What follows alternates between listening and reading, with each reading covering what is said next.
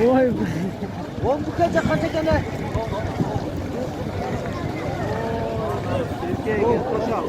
Bu Ali.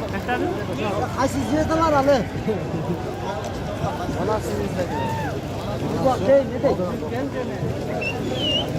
Ne şükür oturunlar de. Sen ekranını ver. Hayır bunu ona bir yapma kadar. Artık beni kadar kaldı hayır. Yıkıldı ha Beko.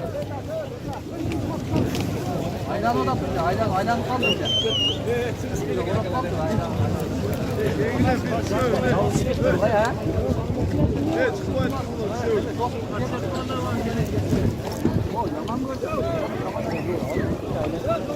Alo. Balet baksana.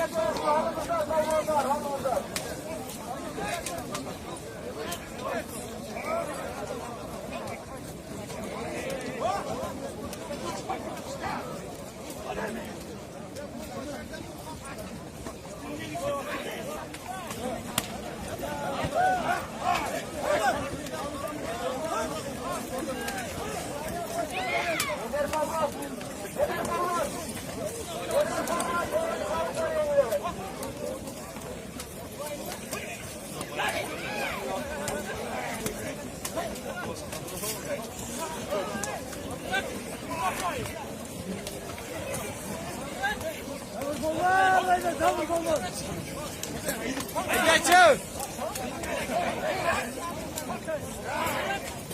Bak.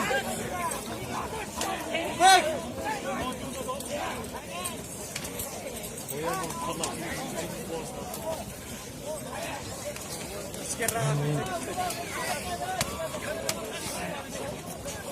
Ha araba gitti. Gitti.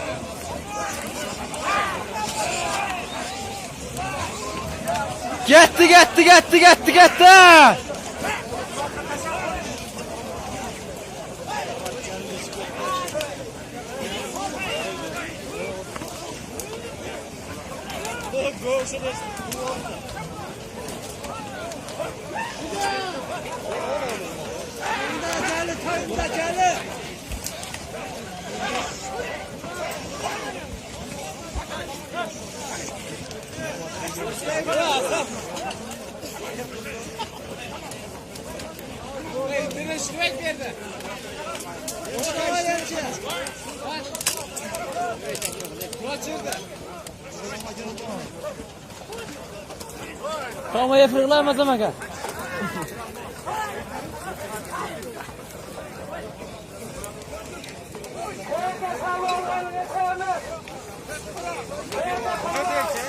Alda koydu geliyor alda koydu.